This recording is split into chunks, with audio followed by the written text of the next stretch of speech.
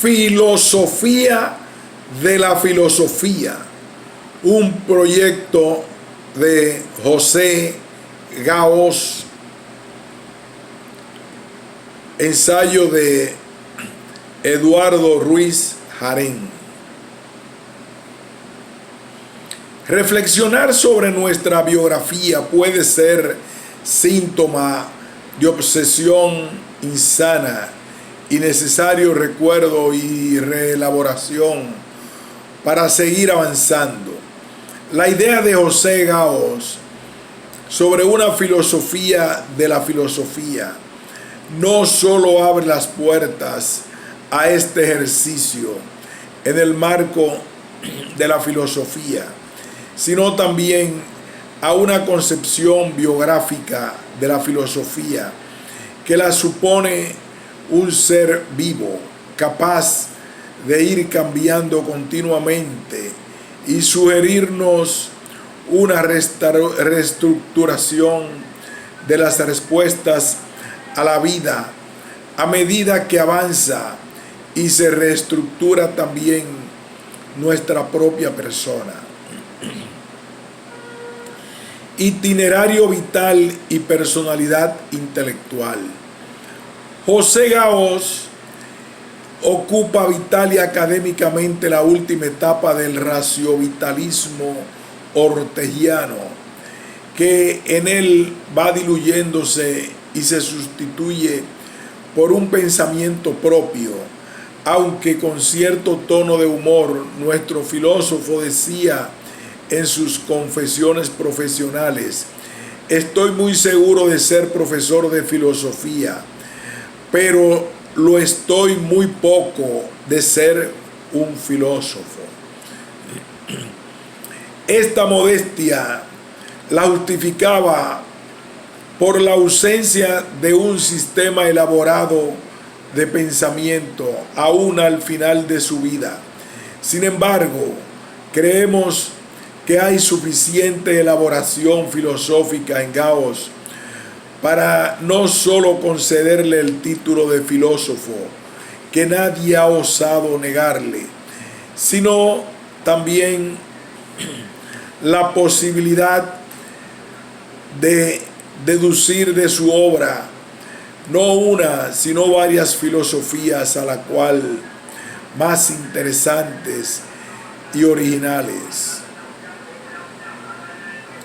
Sus inicios en el pensamiento lo marcan sus intereses ideológicos socialistas.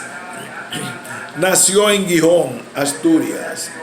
Tuvo una educación cristiana que recordaría siempre sin acritud. Sin embargo, optó por una actitud agnóstica en la creencia. Estudió en Valencia y en Madrid. Tras un año de lectorado en Montpellier, se doctoró en filosofía en Madrid. Fue docente en la Universidad de Zaragoza y en 1933 en la de Madrid, cuyo nuevo oficio estrenó. Ocupó el cargo de rector de la Universidad de Madrid de 1936 a 1939, cuando los republicanos son derrotados en la guerra civil.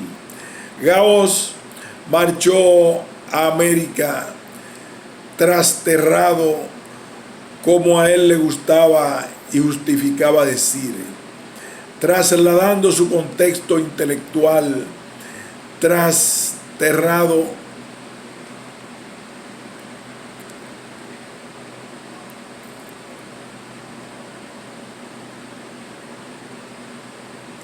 al otro lado del Atlántico. Durante 30 años enseñó en la Universidad Nacional Autónoma de México. Fue redactor de numerosas revistas y traductor de una serie de considerables filósofos notables en su tiempo, tanto alemanes como franceses. Personalmente era un erudito, un hombre generoso, de talante simpático, dialogante. Encarnó Para muchos la virtud de la tolerancia y el gusto por la libertad frente a cualquier actitud dogmática o autoritaria. Contexto cultural y filosófico de Gauss. Justo con el siglo XX se inicia la filosofía fenomenológica de Husserl, que representa un duro ataque al positivismo. Lo hacía proponiendo un método que iba directamente a las cosas mismas, no para descubrir la realidad inmediata, sino para ir a la búsqueda de las esencias, centrándose en el análisis de la vivencia o experiencia, apartando los hechos y todos los supuestos de la investigación de estos del campo propiamente filosófico. Sin embargo, el panorama filosófico distaba mucho de ser uniforme.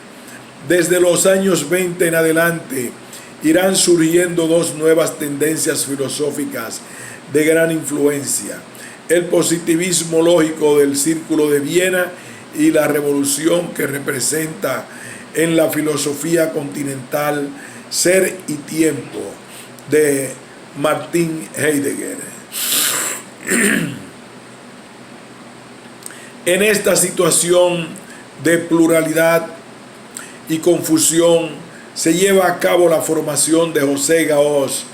Cuando comienza sus estudios en los años 20, sabemos por su propia autobiografía, Confesiones Profesionales, que sus primeras inquietudes intelectuales se centraron en la lectura de Jaime Balmes. De aquí sacó como convicción que siempre le habría de acompañar que la historia de la filosofía es parte esencial de la filosofía. Cursando ya la carrera en Madrid en 1921, fue el profesor Manuel García Morente quien le inició en el neocantismo y en Husserl. Sin embargo, más adelante se preocupó personalmente de adentrarse en las fenomenologías especiales de Max Schiller y Nikolai Hartmann. El trabajo doctoral de Gauss en 1929 se tituló Crítica del psicologismo en Husserl.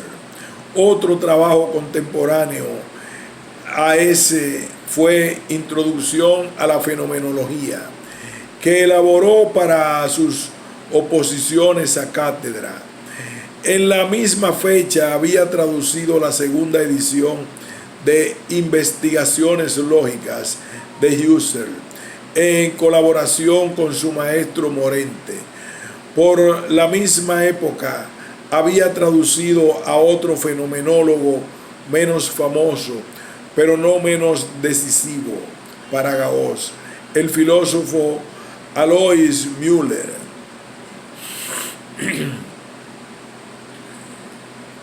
Todo hacía suponer que Gauss se orientaría definitivamente por desarrollar en España la dirección husserliana. El deseo de Gauss era abrir campos en la fenomenología husserliana.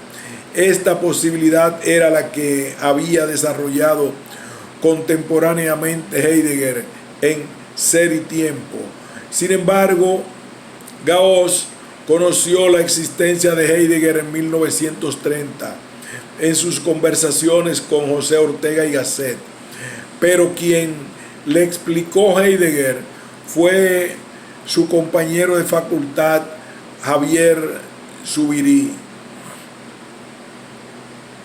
con el que mantendría una gran amistad. En 1933, siendo ya profesor de filosofía en Madrid, Gauss conoce la obra de Dilthey, que le fascinó por su dominio de los hechos históricos, su erudición oceánica, su claridad expresiva, pero de fondo no podía estar de acuerdo con el mar de confusiones conceptuales que surgen del sistema de Dilthey.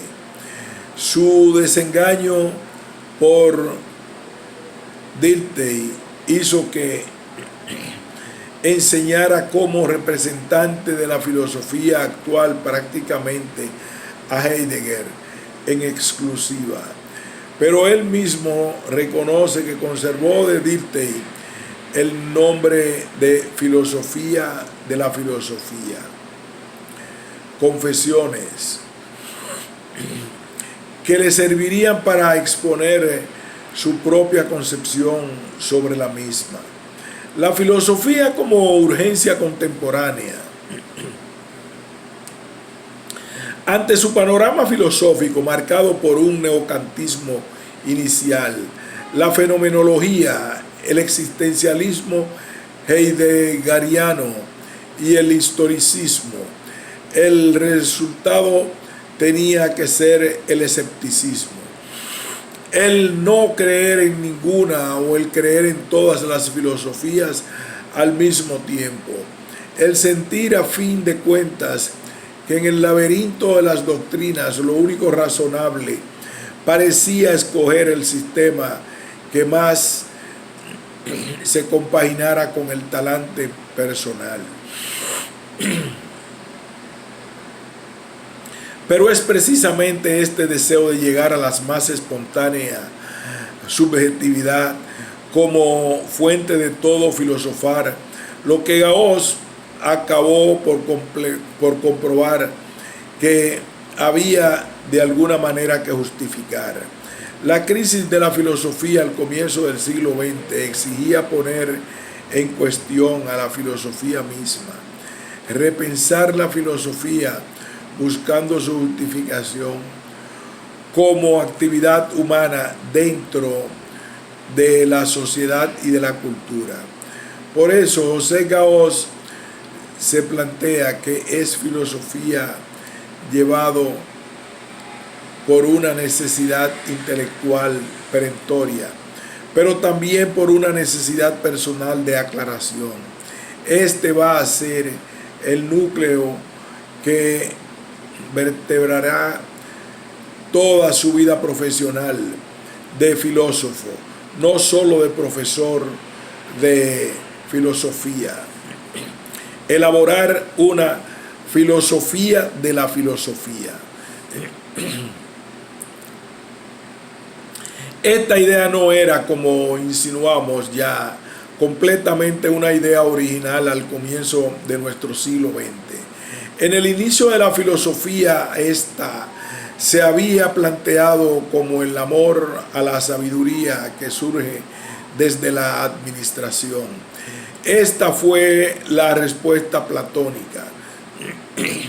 Pero es otra la perspectiva de quien tiene ante sí todo un desarrollo histórico convulso, problemático, contradictorio. La filosofía no nace entonces como admiración, sino como perplejidad. No cabe duda que quien abordó más seriamente la tarea de una historia de la filosofía fue Hegel. Sus lecciones sobre la historia de la filosofía, escrita póstumamente en 1833, surgen de la misma perplejidad que tiene Gauss, aumentada en el siglo XX frente a la múltiple combatividad de los sistemas de filosofía.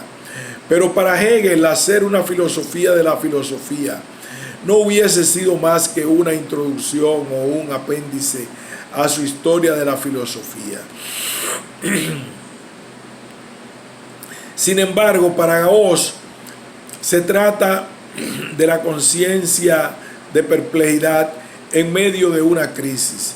Su reacción se parece a la que contemporáneamente a él tiene un filósofo británico, Colin Hood, que se encuentra igual que Gauss ante el estudio de Heidegger y el conocimiento de Dilthey, y se da cuenta de las contradicciones que se establecen entre ambos. Por eso escribe su ensayo sobre el método filosófico, donde se plantea qué es filosofía. Colin Hunt responderá a esta pregunta con la descripción de un método de filosofar. Gauss descubre otra vía y ahí precisamente está su genialidad. Gestación de una idea. La filosofía de la filosofía. La redacción de una filosofía de la filosofía no se hizo en Gauss de un plumazo, sino que fue el producto de una maduración progresiva que se esbozó en diversos proyectos y esfuerzos. Hay al menos 5 textos en los que Gauss expone esta idea fundamental. Un manuscrito inédito que lleva el título Filosofía de la Filosofía fue su primera formulación del tema. Se trata de 232 hojas que pertenecen a un curso de Gauss que impartió en la Universidad de Madrid hacia 1935 o 1936. Aquí hay largas transcripciones de 2 escritos de Dilthey titulados La esencia de la filosofía y la filosofía de la filosofía. Acepta ahí también la influencia de Windelband en su historia de la filosofía. Este filósofo había establecido en esta obra la imposibilidad de una definición general de filosofía que abarque todas las que se han dado, pero a veces se le escapa el decir que el común denominador de todas tal vez sean las diversas concepciones del mundo y de la vida, con lo cual no hace sino coincidir con Dilthey, que dice lo mismo en su esencia de la filosofía. La formulación segunda que hace Gauss de su idea se recoge en 6 conferencias con el título Filosofía de la Filosofía, que pronuncia en la Universidad de La Habana en julio de 1938. El texto usado aquí parece probable que fuera el mismo de Madrid reelaborado. Poco después, en octubre del 38, impartió las mismas conferencias en el Paraninfo de la Universidad Autónoma de México. Esta vez provocaron una polémica con el profesor Larroyo, el representante del neocartismo en México, quien criticó la postura de Gauss ante la filosofía. Gauss le dirigió 2 cartas personales, contestando a sus objeciones una por una. A la polémica se unieron intelectuales de todo el país y llegó a ser popular entre los mismos estudiantes.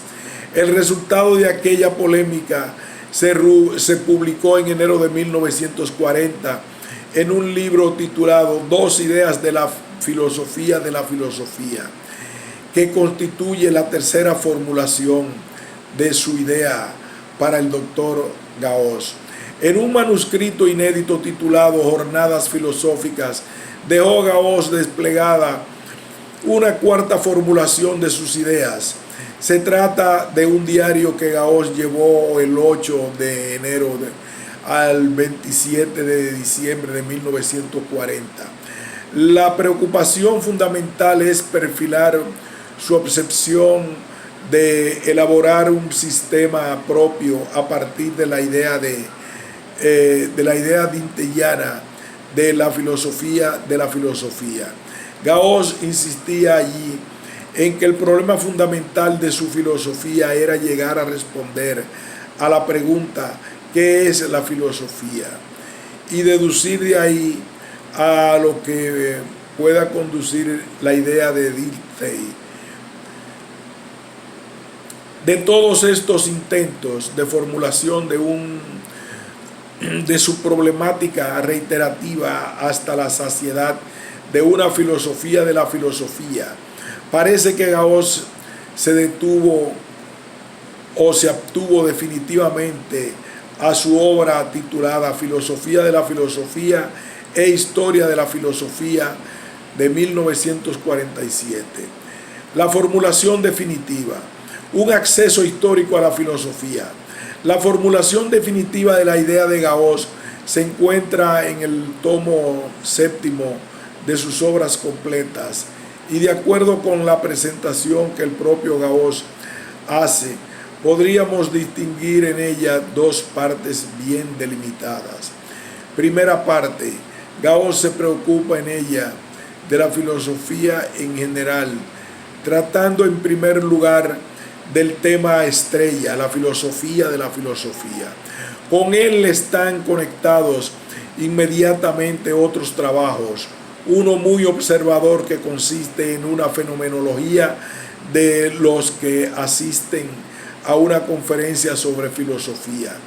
Aquí distingue Gauss a los forzados de la filosofía, los snobs, los afanosos de la cultura, los afanosos por expresarse, los afanosos de hacerse valer, los afanosos de liberación, los afanosos de reglas, el que tiene vocación filosófica.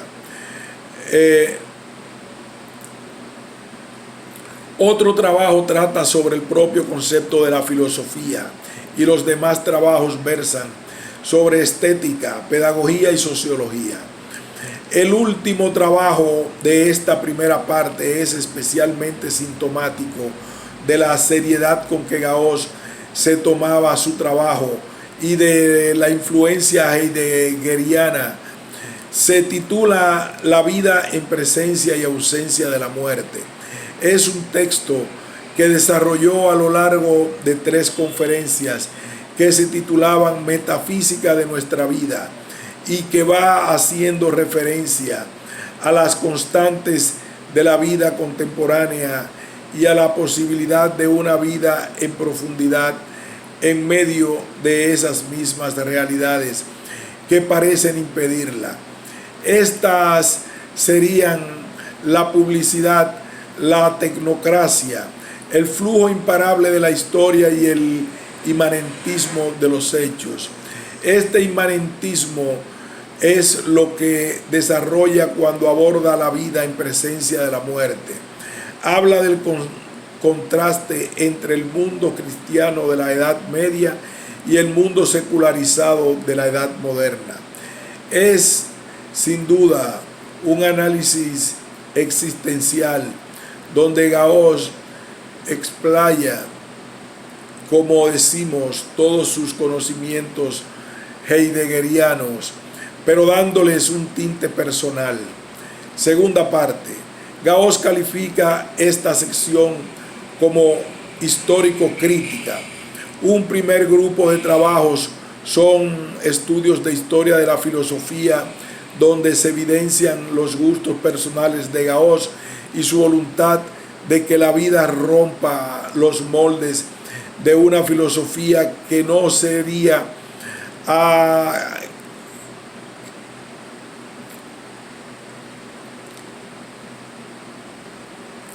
que la vida rompa los moldes de una filosofía que no por seria ha de huir de la vida misma. Son aquellos estudios sobre Nietzsche, Montaigne o el titulado Existencialismo y Esencialismo, o su propuesta personalista bajo el título La filosofía actual y el personismo. Un segundo grupo de trabajos constituye lo que podría llamarse análisis crítico de la filosofía contemporánea. A tenor de todos los críticos de la obra de Gauss, merecen una gran atención. Estos trabajos son una reflexión crítica sobre las meditaciones cartesianas de Husserl, sus apreciaciones de la autobiografía de Bergson, un estudio sobre ideología y utopía en Karl Magnet y otros sobre la formación de la conciencia burguesa. Y por último, una reseña crítica de Whitehead, que por ese tiempo ni siquiera era mundialmente conocido. Análisis de la filosofía de la filosofía. Lo primero que sorprende a todo lector de Gauss, ya que se le aprecia como primer traductor de obras de fenomenología, es su insistencia en que el principio fundamental de la filosofía es un aspecto biográfico. Aquí pesa sin duda la propensión de Dilthey hacia la hermenéutica de la biografía como núcleo de una filosofía de la vida. Pero sorprende la asimilación de esta idea de Gauss. Él nos dice que la filosofía se reconoce como una verdad personal. Es otra vertiente del Gauss preocupado por divulgar la filosofía más científica y atenida a los hechos. Él sostendrá que incluso la filosofía más objetiva y rigurosa, como es el caso de la fenomenología de Husserl, no puede ser definida en última instancia más que como una verdad personal. Gauss aclara que esa verdad personal carece de objetividad y universalidad, todo lo contrario de Husserl. Es el sujeto el que da la validez a su verdad. El proceso por el que esto ocurre es digno de detallarse. Lo inicial en el sujeto que busca su verdad personal es interrogarse sobre qué sea la filosofía. Gauss siempre traduce esta pregunta como pregunta hecha por él mismo, como enseñante de filosofía. Es decir, no es cualquier persona que puede serlo, y de hecho lo es, quien se pregunta por qué sea la filosofía. Esta pregunta se hace trágica, angustiosa para el que ha optado por hacer de su actividad personal y profesional la filosofía.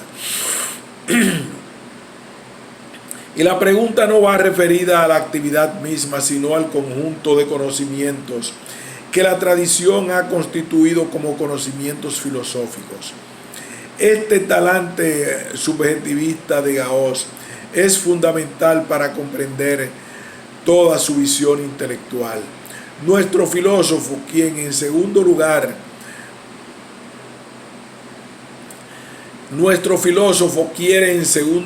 evidenciar cómo un esfuerzo típico de todo filósofo ha sido y será definir la filosofía como algo que hay continuamente que retomar y que se nos escapa.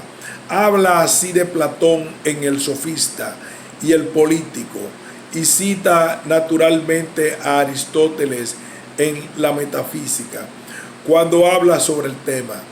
Pero a favor de su postura señala como magnífico ejemplo del discurso del método de Descartes. En él declara Descartes, citado muy libremente por Gauss, que para conducir bien la propia razón y buscar la verdad en las ciencias, es preciso representar en el método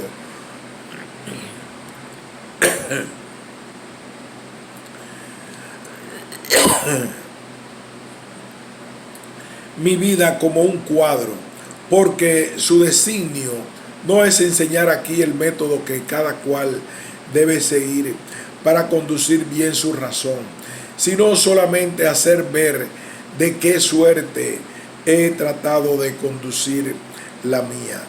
De lo cual deduce Gauss que el discurso de un método, la exposición de una filosofía, la de una naturaleza de la filosofía, sea el cuadro de una vida, autobiografía.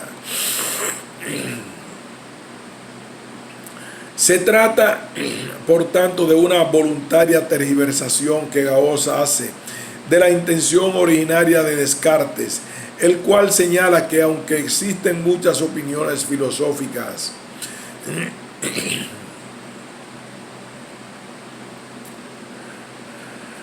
solo una parte puede ser verdadera, al modo en que Hegel habla de su historia de la filosofía. Este dogmatismo es que quiere alejar de sí Gauss, que prefiere ver en el cogito cartesiano el encuentro de un sujeto consigo mismo, inicio de la comprensión del despliegue de esa subjetividad en una vida completa. Esta sería una característica a resaltar de la filosofía que Gauss quiere representarnos. Hay una conexión entre la biografía propia y la biografía de la filosofía. Más adelante nos explica otra característica de su sistema. La filosofía, nos dice, es dar razón de las cosas en el sentido de explicación y teoría. Por tanto, la filosofía de la filosofía es la explicación de sí misma por medios filosóficos.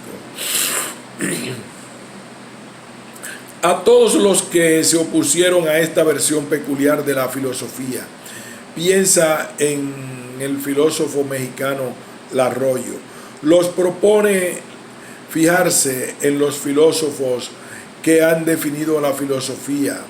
No acaba Gauss aquí de decantarse por ninguna definición concreta. Estarían las que se centran en su objeto, las que prefieren definirse por su método y las que se fijan en los problemas vivos del filosofar. Sin duda, Gauss presenta esta última opción con más atención y aprecio. Es, aunque no lo diga, su forma preferida de entender y hacer filosofía. Pero aún a esta opción, que sigue siendo la ditteliana, Gauss va a proponer una originalidad especial. Gauss intentará, dando un paso atrás, seguir profundizando en la posibilidad de aquilatar una definición de filosofía. Para ello discute los supuestos epistemólogos de toda definición. Así, la filosofía griega pensó que todo era definible por género próximo y diferencia específica, porque consideraban que solo existía una forma de la realidad. Pero este principio metafísico, nos dice Gauss, ha resultado problemático. En la filosofía moderna se ha abierto paso la idea de que las formas